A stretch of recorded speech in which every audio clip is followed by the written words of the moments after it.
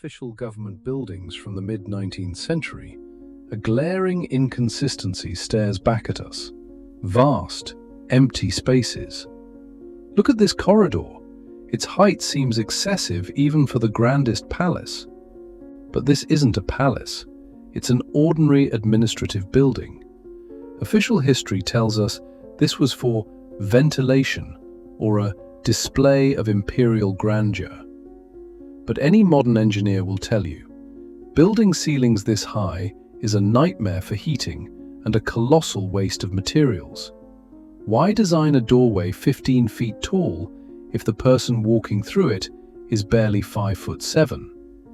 In these halls, the scale of the human body feels out of place, as if we are merely temporary tenants in a house built for someone else entirely.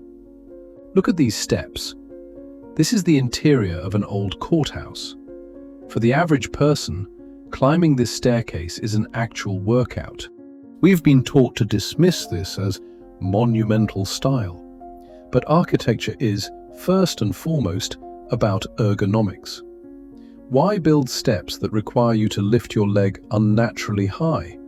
Unless for someone else, this stride was perfectly natural. Researchers of old world architecture often notice something strange. These buildings frequently have two sets of stairs, one with massive steps and another, hidden, smaller one for the servants. But what if we were the servants to the true builders? In archives and old estates, pieces of furniture are still being found that fit no modern standard. These aren't ceremonial thrones, they are functional desks and chairs. Look at the proportions. A person of average height looks like a child next to them. We are told this was status furniture. Yet, these items show clear signs of wear. Scuffs on the armrests, scratches on the desktop. Someone worked at this desk. But whose hands were large enough to comfortably turn the pages of the massive ledgers found with them?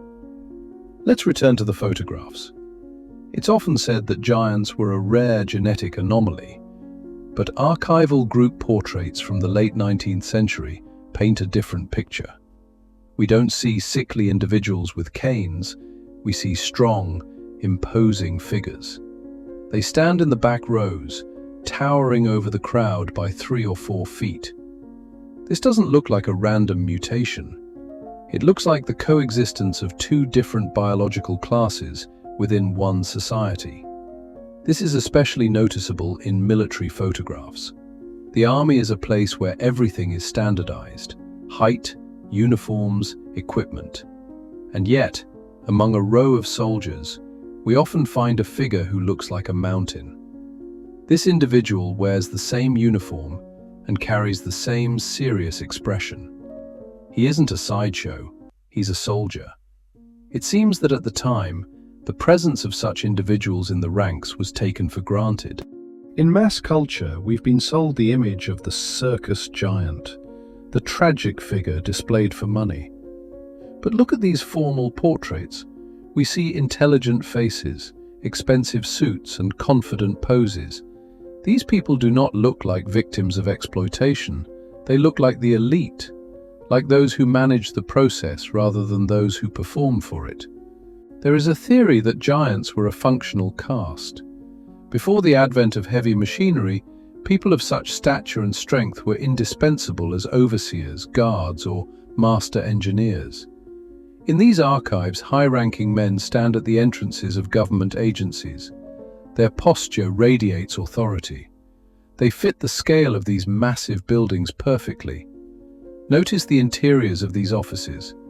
The height of the windowsills and the placement of the bookshelves are calculated so that a person nearly 9 feet tall could reach a file without standing up. To us, these are high ceilings. To them, it was living space. It seems that after their disappearance, we simply adapted these buildings to ourselves, lowering ceilings and rebuilding doorways to hide the truth. On general photos of officials from the 1890s, we constantly find anomalies. A tall figure in the center, surrounded by people of normal height. No one looks surprised. Everyone acts as if this is normal. Why was this knowledge erased? Why is there not a word in our history books about the high caste of the 19th century? This architecture is a global phenomenon. We see the same features in Washington, D.C., St. Petersburg, Buenos Aires, and London. Megalithic masonry, doors large enough for a horse and rider to enter, and windows the size of modern shop fronts. The official version says architects were imitating antiquity. But why imitate scales that make the building's maintenance a nightmare? These halls are nearly impossible to heat and light. In an era when everything was done by hand, such excess seems like madness. Unless the builders possessed physical attributes for which this scale was a necessity. This brings us to the most mysterious question. Where did the owners of these buildings and bodies go? If we open old atlases, we see Tartaria, a vast empire that occupied most of Eurasia. This wasn't just a regional name. Maps show coats of arms, flags, and the genealogy of its rulers. And then, in the mid-19th century, Tartaria simply evaporates. New maps draw a world without it. This coincides perfectly with the era of great fires and strange reconstructions of cities worldwide. It's as if the old world was being scrubbed clean to make room for a new, more manageable version of humanity. In the heart of Asia, ruins remain that defy official history. The scale of these stones and the precision of their joinery speak of technologies that don't fit the sticks and ropes narrative. Could the giants have been the carriers of the knowledge of this lost empire, the ones who were erased from memory forever? Until the early 20th century, the press was full of reports. 12-foot skeleton found in Ohio mound. Giant remains discovered during railroad construction. These weren't fairy tales. They were reports with names of witnesses and doctors. On old excavation photos, we see workers next to bones that seem impossible. But they were real. 19th century anthropologists described double rows of teeth and unusual bone density. This was another branch of humanity. Where are these bones now? Almost all vanished after being handed over to major scientific institutions. There are hundreds of testimonies of crates of giant remains being loaded onto barges and dumped in the ocean, or simply lost in museum basements. The new science required a new history, a history where man was always small and weak. Today, we see only emptiness. Libraries have been purged, archives rewritten. Anything that reminds us of Tartaria or the giant people is classified as pseudoscience. History became flat.